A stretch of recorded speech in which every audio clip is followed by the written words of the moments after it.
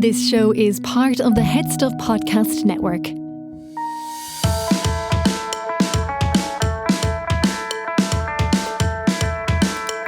Hello, you're very welcome to Agony Rants. Well, it must be my turn to introduce this week because we're still off for our Christmas break. But to keep you company, we've put together these compilation episodes. Well, I have. I'm the one that keeps the show on the road. You wouldn't want to be waiting for your man between his sewing and creating Dermot, but sure, that's a whole other conversation.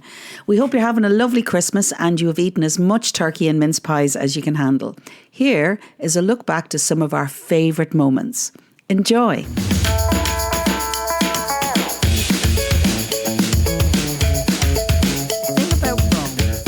I brought my husband to Rome for his 50th birthday. We went to the Sistine Chapel, but it was at the end of 500 rooms of amazing art. And it is ridiculously, you feel very strange about it all when you're going through it. But the thing about Rome is there's so much history everywhere. We went for a weekend and the first day we walked up to this fountain, right? The Trevi Fountain. You have a moment when you see that because it's in all the great movies. And it's like, oh my God, the Trevi Fountain. I can't believe we're standing at the Trevi Fountain. The third day in, because we were staying not far from the Trevi Fountain, I said, I can't believe we're at this feckin' thing again. Which, because it's like, there's just so much history. You actually become very inured to it. You do, yeah. So it depends on when you hit the Sistine Chapel. You got to go straight to the Sistine Chapel, clearly. Yeah, I mean, I would say put it first in your list or you're going to be very underwhelmed. Yeah, but I'm kind of with you in some ways in the sense that you don't have to go to what, it's nice to go on the road, less travel. Sometimes if you look at some of the things that you can go to that are a bit different, that's great. I love Paris, one of my favourite cities in the world. I love Paris and I go and I walk it. But I like to walk the cities I go to. But are you more of a city break or are you like a resorty break? I like both. Yeah. But I don't like to be under pressure on either of them. No, but you shouldn't be. Like on a city break, I do love a little trawl through record shops now. Yeah. There's a great record shop in Paris. And how much is your partner vibing on that? Oh, he stands outside. He goes, no, I won't come in, I'll stand outside. And I was like, at the start of our relationship, I used to think, oh, I should rush because he's standing outside. But now I'm like, you stand outside all you want. Because I'm going to be in here for 2 hours. Oh. And if you want to stand outside, that's amazing. More power to you. Yeah. But I sometimes feel I'm very difficult. Now, look, before this even starts, because I'm well aware that this week it's going to be, I did the podcast when we had COVID. Yeah, I know. You are the weaker of the two. I'm clearly the weaker of the two. Clearly the weaker of the two. God, I swear to God, Niamh, I'm so sick. I was like if you filled a paper bag full of soup to the brim. That's what it was like. If I even moved, it was just spilling out of me. Oh, there's nothing worse. It was on the brink of throwing up. Like, oh my God. Do you know what? I was grand until I had to stand up. Oh. Yeah, like if I was sitting down, like just reading or whatever, I was absolutely grand. I felt like that. As soon as I moved. I felt that once after a Long Island iced tea. Oh, right. But then I think I got drunk from the legs up. Oh, yeah. That sometimes happens. Yeah. Like you can dance all night. You can recreate every Britney Spears dance routine, but like, should you try to even get into a taxi? It's like, no, you have to crawl, unfortunately. No, it's nothing. Nothing is cooperating. I was so, I couldn't believe it. And it's been a long time since I've had to go to the doctor with a tummy bug. But I had to do the gigs. Like, there were shows, there was work that needed to be done. I know. And your cohort here, who's so supportive, your mentor, your mammy, fecked off to Donegal and left you to it. Yeah, is there anything I can do? Unfortunately, I don't have the means to, but I would do. Okay. I consider me an emotional support was essentially what I got from you. You'll get through this and I'm here for you. Don't call me, I'm out of coverage. Take a couple of Rennie. Imodium. No. Do you know what I didn't realise as well? It's because I was from down here and I was up north. Yes. The NHS, wonderful up there. Oh, amazing. But if you're not in the NHS, like doctors are expensive. Like I had to get 2 injections on my bum. They were £100 each. £100? £100 each. Yeah, and the rate's bad for you. Yeah, and she got to see my bum as well. I was like, I'm sure you're charging people £100 to have a much worse bum than this. I know. You should definitely have charged her for for that experience. I hope you're declaring this for benefit in kind. Well, I was so sick. oh, poor pet. It was awful. Yeah, it was You really look bad. all right today, although I feel like I want to inject you myself, because you're a But little bit I had lifeless. a Baraka. Did you? Well, I before wasn't came in. Yeah. Do you know what I always say about Baraka? Was that if I was backstage at a Doors concert in the 70s, I would have said, Jim, Baraka. I know you're on the cocaine, but would you try a Baraka? It does it It's for the me. same buzz and you'll have lovely glossy hair. I'm much cheaper. See? Very economic. Like, gram for gram. Yeah.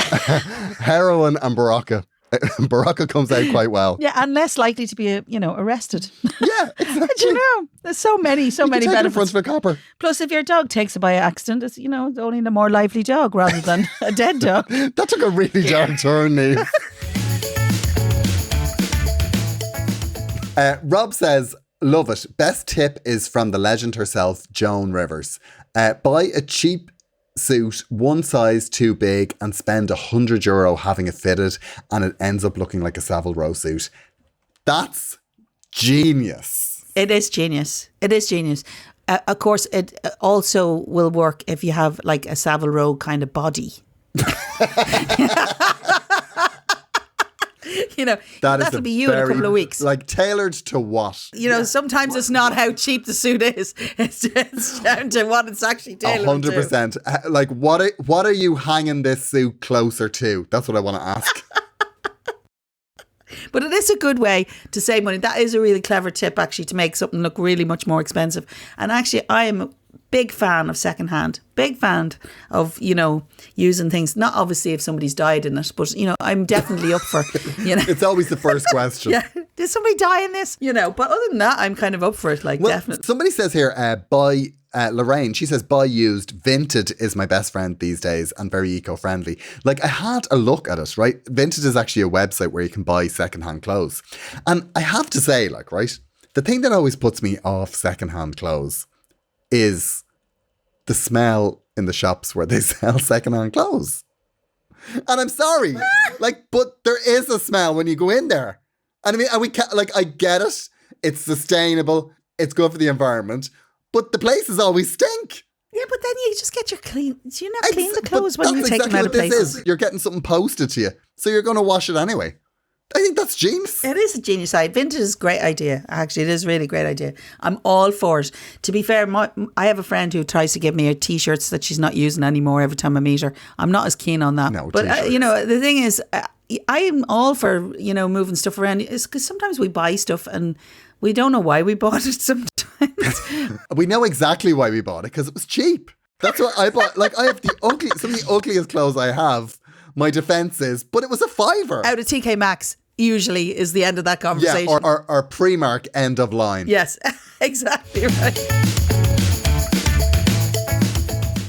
The way chocolate is these days. I realise this is the most old man thing I've ever said. Okay, right? come on then.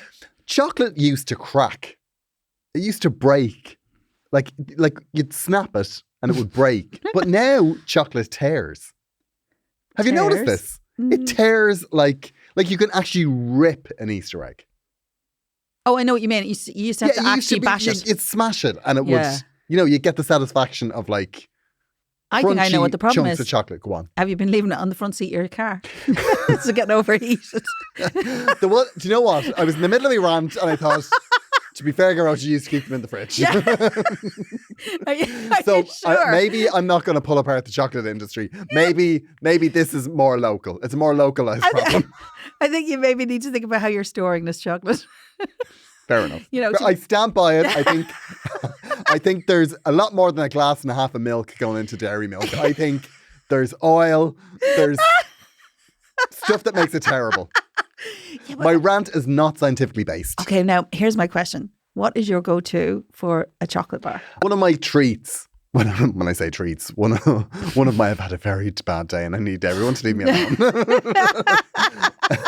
So I'm going to just have a nice, 2 massive bars of chocolate in front of the television. And I don't want anyone to bring this up with me again. Okay. Is a Cadbury's caramel. I do love a Cadbury's caramel. And now, sometimes I would get a green and blacks. Do you know why I'd get a green and blacks chocolate? Why? Because you get a bit sick if you eat the whole thing. You just feel a bit... It's dark. It's usually dark chocolate. And therefore... it's just richer. Even the milk one. Yeah. You just like you get You take like your time. 2/3 of a bar and you're like, I'm done now. Yeah. But with the Cadbury's caramel now, if you're looking to get through it, that's the one. Years ago, right? We used to love. Do you remember what was that thing that it was like bran flakes, but it had Oh, sultanas in red berries. it? Red berries, no, special K. No, it had actual sultanas. Was it just right? No, I think it was like a. Fruit and fibre. Oh, fruit and fibre. We used to have that at home, but there was never like never like any bowel the problems fruit. in your. Oh, like clockwork. You could set a watch by us. The problem with fruit and fibre was they were heavy on the fibre and like they were very stingy with the fruit. So we used to my mum would like give us sultanas to throw into it. And then one morning I remember this, it was a Saturday morning, we were down early to watch cartoons. Okay. And I was putting I had my bowl of fruit and fibre and I was putting an extra few sultanas in it. Mm-hmm. And then I thought, it's the sultanas I'm doing this for. Like, I mean, I have no interest in the Why fibre. am I eating the fibre? Why am I eating the fibre? Just eat the sultanas. Just at the sultanas. So I had a bowl of sultanas and milk. I swear to God, if you thought fruit and fibre sent things through. I'll be honest with you, cleanest system you ever had, I'd say. I swear to God. Like 3 litres of clean prep.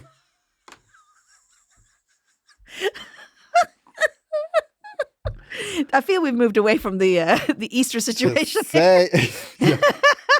May cause a laxative effect. That's all I'll say about that recipe. Okay, so the other question I'm going to ask you, where do you stand on a Cadbury's cream egg? I have to say I love a Cadbury's cream egg. Now, I know that they're... Full size or mini? Oh, I'm not into mini eggs. Yeah, okay. Mini anything, forget it. Full size. Full size, please. Proper... Sorry. Proper man size. That's what I want. I went to a very different place there, and you know, I know that I'm gonna raise the tone. I know there's been controversy. I'm trying to make an interesting point about Cadbury's cream eggs. Go ahead. Sorry.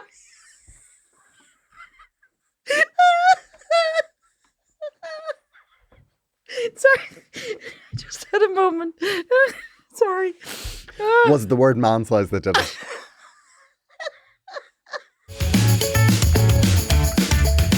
Call her Pauline because she specifically said she didn't want name use, so I didn't even put it in the brief, Niamh. Okay, because we're notoriously bad.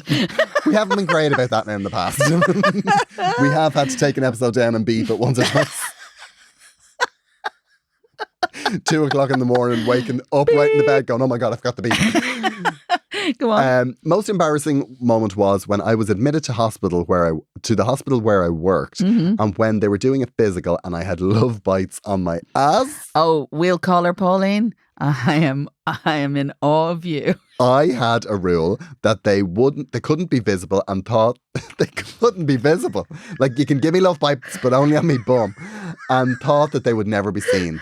Anon, please, as I have a son now and he doesn't need to know this, as it is still my most mortifying This moment. reminds me of when the nuns used to tell you to wear clean knickers in case you got knocked over by a bus. Like, I always felt that there was a flaw in that statement, because basically if you're knocked over in a bus, basically the state of your underwear, clean or not, is the last thing you're thinking about. Yeah, exactly. Like if a medical professional goes, see, look at that. And there's The old grey pennies knickers on her. We're not saving that. I just want to say for the record, now this is kind of a little bit, when I was expecting Jack, my first child, and I went into labour, I wasn't expecting to be over like my mother and my sister were always over.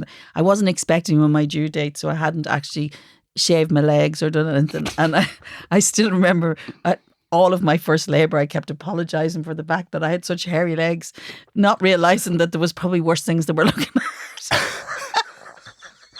But I'm so mortified by the fact that I hadn't shaved my legs.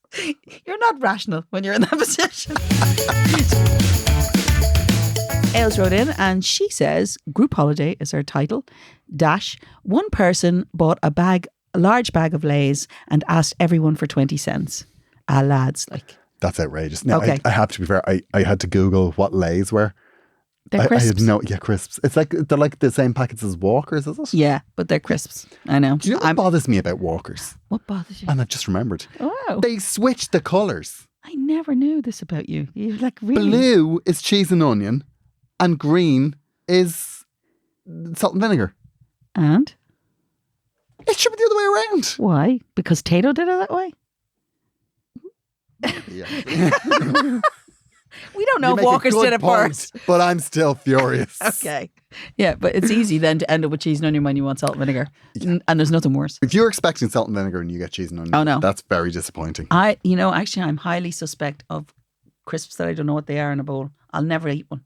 I would be skinny as if I didn't know what any crisps were. If somebody just opens all the packets. And put them on the... No. Yeah. No, I am not in the business of playing Russian roulette with crisps. And I'll tell you why, because there's nothing worse than getting...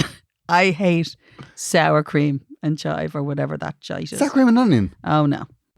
Are we no is longer so friends now? weird. Are we no So, longer like- friends? You don't know what it is? Absolutely don't put it in your mouth. Well, I think that... Come on. Okay, that's a good rule for anything. Yeah. Well, I definitely think We've touched a that nerve if here. you're going to have a crisp and you don't know what that crisp is, I think that you need to suspend expectations. No, I can't. I can't take that chance because there's nothing worse than putting a crisp you don't like in your mouth. Because what do you do? Niamh, I think there's a lot worse. For some people. I think the world is a very dark place. But now we have a problem to completely ruin the mood. Okay, come on then. Dear Niamh and Garrod, thanks for all the laughs. I'm really enjoying the podcast so far. It really does cheer me up on the bus every Monday morning. I only realised how much I enjoy it the week you were off sick and I was in terrible form all day. Oh, Anya, you're now my new favourite person. Wow. It's true for it. So I've been working in the same company for 20 years. I'm very comfortable here and I know everyone. There is great flexibility and I can come and go as I please. About a year ago, I completed a master's in communications and I've moved into that role in the same company. The problem is I'm a bit bored. There is a part of me that is hungry for change, but at the same time, I'd hate to regret... Jesus. For someone that works in communications, you could throw in a few commas. She didn't say she had a degree in grammar. Right? Come on. There is a part of me that is hungry for change, but at the same time, I'd hate to regret a move. Comma. I know there will be more pressure and it'll be hard to get to know everybody in the new place. A nightmare scenario is I go there and can't get to grips with it and end up isolated and unable to do the work. What do you think I should do? Okay. That's from Anya. Anya, first of all, you've got great taste. Fabulous taste. It sounds like you're in a really great place. I completely understand that. And sometimes when you're in that space, I find this sometimes at times in my life where I've worked on a project and the drive to work the project keeps you going and excites you and moves you and it gives you great satisfaction. And then you get to a point in your life where everything is working as you wanted it to. And so it feels like you're treading water for a bit because you need to. You need to. And actually, it's really good for you to do that for a little bit. But if you're a certain personality, you're going to need the next project. You need the next challenge. And the thing is, because you've been doing this quite a long time, you are safe and comfortable where you are. And the thing is, the big step off is always difficult. Yeah. Always difficult. And it doesn't always work. So I'm going to be very brutally honest. It doesn't always work. Yeah. However, it doesn't mean that it's not worth doing. Great advice. That's great advice. And Is that do you it then? Yeah, we finished the show? I think we're done. Yeah. Do you know? I mean, we've a real like type of problem that we get. Yes. Like it's either affairs or people unhappy at work. Yes, it seems to be a thing. Are we bringing that out in them? I think. I'll tell you what will happen on you, right? This. I think no matter what job you get or whatever your next step is, right? Unless it's in the same place, what will happen is you'll go into a new job and you're going to panic. Yeah. Because quite briefly, you won't be able to do the work and everything will be new and you won't know the people and you definitely will feel isolated. And they're all normal, proper things. They're completely normal and that's what happens when you go into a new job. Sure. And what you have to do is you have to give yourself 6 months at least or a year. To find your way through that. To work up to being what they want in that role. Yeah, and actually, this is really, really important.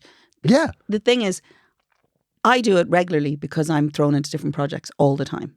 Yeah, because It's part of the nature of what I do. The nature, yeah. When you're self-employed, everything's new all the time. All the time. New environments, new people, new things, always having to prove yourself.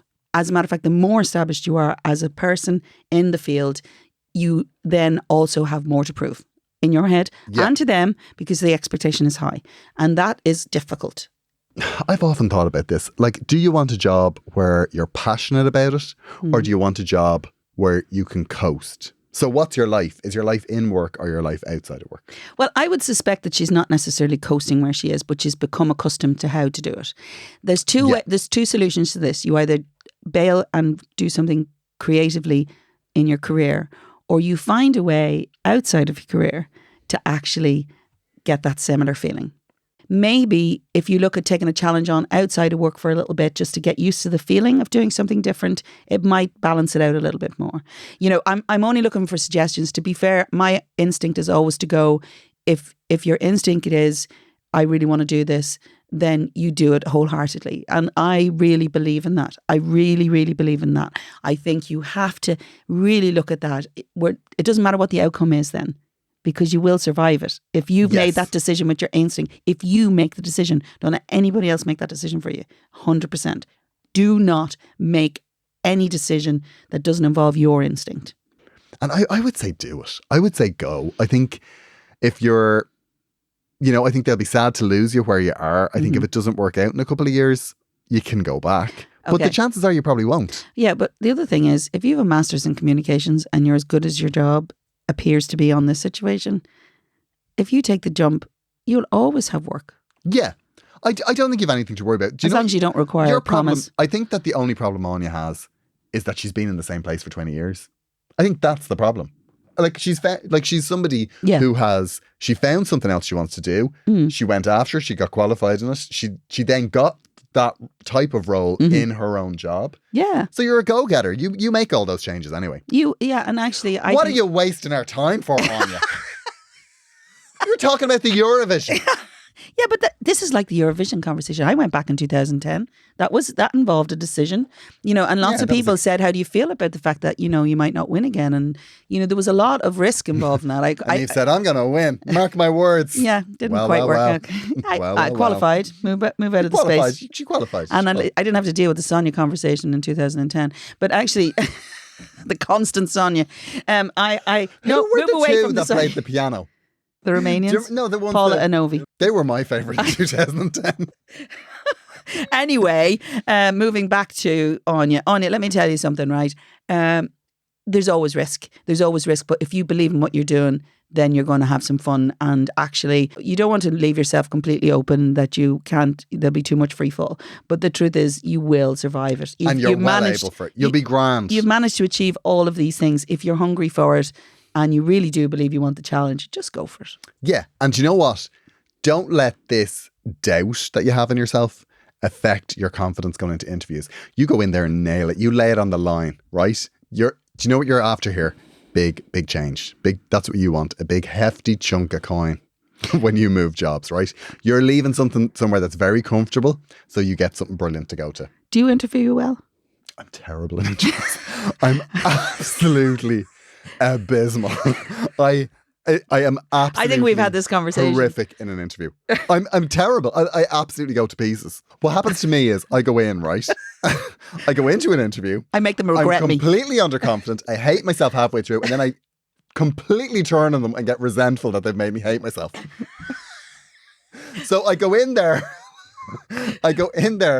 cowering, and I come out like a snarling bastard.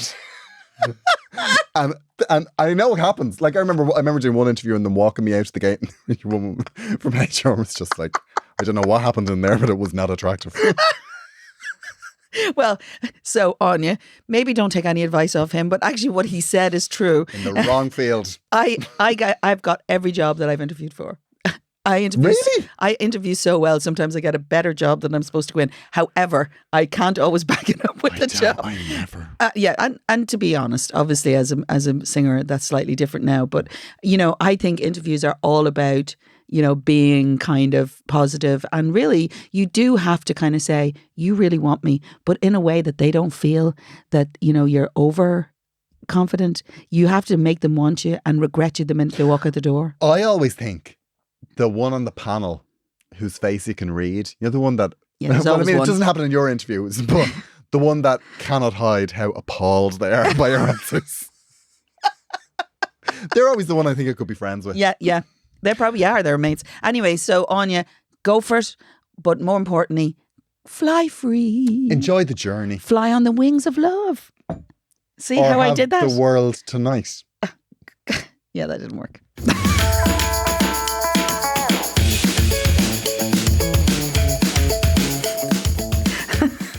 Well, they were some of my favourite moments.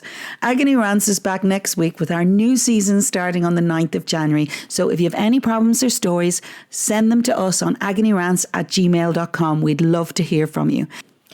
If you would like to support the show, you can subscribe to Head Stuff Plus and you can catch up on all of our bonus bits from the past year.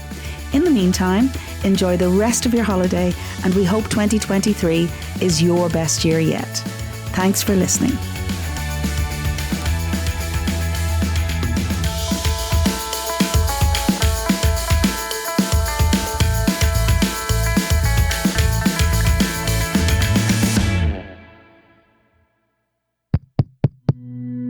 This show is part of the Head Stuff Podcast Network, a hub for the creative and the curious.